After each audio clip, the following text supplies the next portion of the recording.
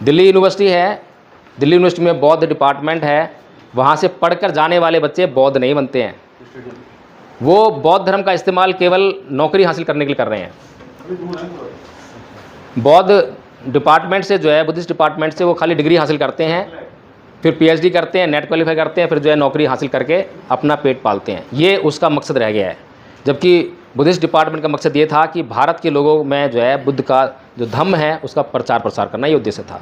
तो मैं बौद्ध भिक्षु, उनका कत्लेआम हो गया या वो देश छोड़कर भाग गए, जब कोई संस्कार करने वाला नहीं रहा, तो जो बौद्ध लोग थे उनके घरों में ब्राह्मणों की एंट्री बंद नहीं थी। आज पहले ये था कि ब्राह्मण भी आएगा तो उसको दान मिलता था, बौद्ध भिक्षु आएगा उसको दान मिलता था। जब बौद्ध भिक्षु नहीं रहे तो ब्राह्मण आए और उन्होंने कहा कि लाओ हम आपका संस्कार करा देते हैं, घर में एंट्री हो गई। इतनी आसानी से जो है बौद्ध धर्म जो है ख़त्म हुआ और ब्राह्मण धर्म हमारे स्कूल को हम जो है 24/7 करने का उद्देश्य रखे हुए हैं। जैसे आचार्य संख्या बढ़ जाएगी तो हम 1 घंटा या आधा घंटे ड्यूटी लगाएंगे और ये स्कूल जो हमारा 24/7 हो जाएगा। फिर किसी के पास कोई बहाना ही नहीं रहेगा कि मेरे पास ये टाइम नहीं, ये नहीं है, जब मर्जी आओ, जब मर्जी सीखो। विश्व के किसी भी कोने में हो, जब मर्जी सीख लो, कोई समस्या नहीं है। हम तो सिर्फ यही कहते हैं कि आप सिर्फ अपनी सहमति जताओ। आप ये कहो कि हाँ मुझे सीखना है, मुझे बौद्ध बनना है, मुझे भारत को बौद्ध में करना है, बस इतना कह दीजिए। बाकी काम जो धम्मपद संघ का है। कोई पैसा नहीं लेते हैं, कोई फीस नहीं लेते हैं, कोई दान की आपसे जो है कंडीशन नहीं लगाते हैं। जब आप संघ में आओगे, संघ को देखोगे तो आपको पता लगेगा, आप अपने आप से ही अपना सहयोग दोगे। हॉस्टल से बाहर निकला था लॉर्ड कनिंघम जैसे लोगों की वजह से, उसको जो है दफन कर दिया जाएगा। कल मैं सर से चर्चा कर रहा था कि अगर ये अहिछत्र का क्षेत्र है, चाहे हमारे स्तूप हैं या हमारे बुद्ध विहार हैं, अभी एक बुद्ध विहार बन रहा है, चंद्रमणि बुद्ध विहार आपके इलाके में जो है, कोई भी बुद्ध विहार हो, बनाइए, बहुत आलीशान बनाइए, लेकिन अगर बौद्ध नहीं रहेंगे तो क्या होगा उनका? हिंदू क्या उसको रहने देंगे? आपके जो है अफ़गानिस्तान में इतनी महान, इतनी बड़ी मूर्ति थी, चट्टानों काट कर बनाई गई थी। किसी समय पर पूरा अफ़गानिस्तान बौद्ध रहा होगा तो मूर्ति बन गई थी। जब वहाँ पर जो है बौद्ध नहीं रहे, जब वहाँ तालिबान आ गया, मुसलमान आ गए तो उन्हें तोड़ दी। तो सबसे बड़ी और पहली शर्त इस बात की है कि हमें जो है इस देश में बौद्धों की संख्या बढ़ानी होगी। और बौद्धों की संख्या जो है कॉपी पेन लिखकर, नाम लिखने से नहीं बढ़ेगी, आचरण को धारण करने से, धम्म को सीखने से। जितना हम धम्म को सीखेंगे उतना हम बढ़ा लेंगे। और धम्म को सीखने के लिए कोई हमें 24 घंटे नहीं लगाने हैं।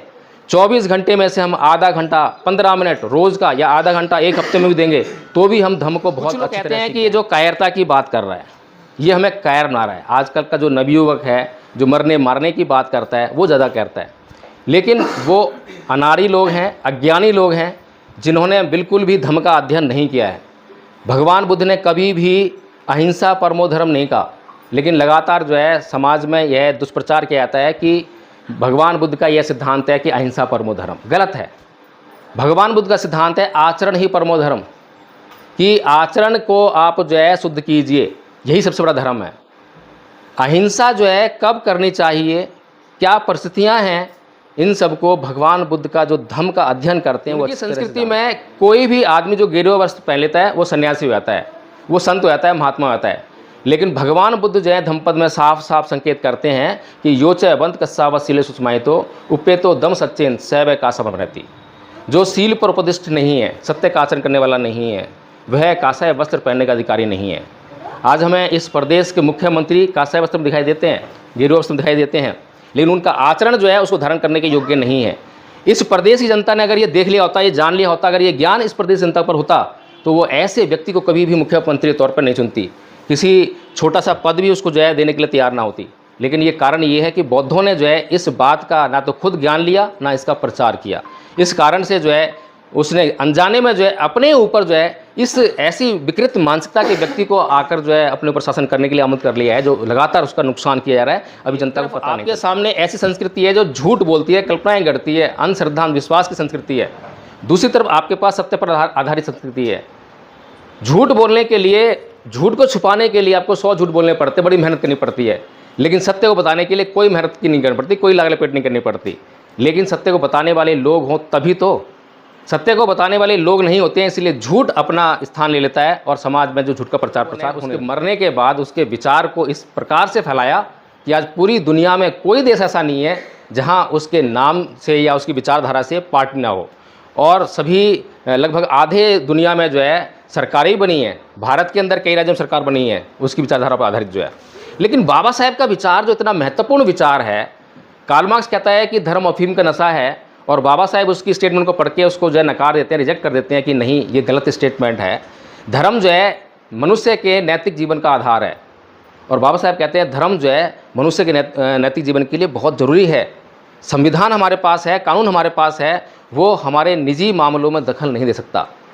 तो फिर अनुशासित कैसे होगा जीवन?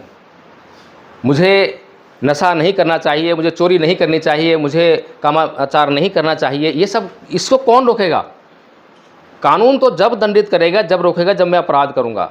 मैं जब भी किसी बौद्ध से पूछता हूँ कि भाई बौद्ध धर्म के बारे में बताइए कि बौद्ध धर्म के बारे में आप क्या जानते हैं, तो उत्तर मिलता है कि हिंदू धर्म को ना मानना बौद्ध धर्म है। फिर थोड़ा सा और दबाव डालते हैं, भाई और कुछ बताइए, तो बोलते हैं कि देवी देवताओं को ना मानना, ना पूजा करना बौद्ध धर्म है। और आगे पूछो तो बोलते हैं कि अंधश्रद्धा, पाखंड, अंधविश्वास को ना मानना बौद्ध धर्म है। और पूछो तो बोलेंगे कि विज्ञानवाद को मानना धर्म है, बौद्ध धर्म है। कुल मिलाकर यह है कि जितना मर्जी पूछ लो, लेकिन बौद्ध धर्म क्या है उसकी जानकारी बौद्धों को नहीं है। तो जिस बात का हम प्रचार करना चाहते हैं, अगर उसकी हमें जानकारी ही नहीं होगी तो उसका हम प्रचार करेंगे कैसे? बाबा साहेब की डेथ पर लाखों लोग उनके उसमें जा रहे हैं जनाजे में, लेकिन कार्ल मार्क्स उसके जनाजे में मात्र 14 लोग थे और उन 14 लोगों ने उसके मरने के बाद उसके विचार को इस प्रकार से फैलाया कि आज पूरी दुनिया में कोई देश ऐसा नहीं है जहां उसके नाम से या उसकी विचारधारा से धर्म का जो पुरोहित वर्ग है, जिसे बौद्ध भिक्षु कहा जाता है, उसकी तरफ देखते हैं तो वो विलासितापूर्ण जीवन जीने में ही मशगूल है। उसको बौद्ध विहारों से बाहर निकलकर धर्म का प्रचार करने में कोई उसको जो है इंटरेस्ट नहीं है। बड़े खिन्न और दुखी मन से जो है बाबा साहेब को यह कहना पड़ता है 13 अक्टूबर को चंद्रमणि जी को कि मैं बुद्ध की शरण जाऊंगा, धम्म की शरण जाऊंगा, लेकिन संघ की शरण नहीं जाऊंगा, क्योंकि आजकल जो भिक्षु संघ है वो धम्म प्रचार नहीं कर रहा है। चंद्रमणि जी समझाते हैं कि आज तक जो आप तक जो ये धम्म पहुंचा है वो इस भिक्षु संघ ने संभाल रखा है, तभी अब तक पहुंचा है, इसलिए संघ की शरण तो जाना ही पड़ेगा, तीनों शरण जाना पड़ेगा। कन्विंस होते हैं वो तीनों शरण जाते हैं, लेकिन प्लानिंग करते हैं कि भारत को बौद्ध में कैसे करना है।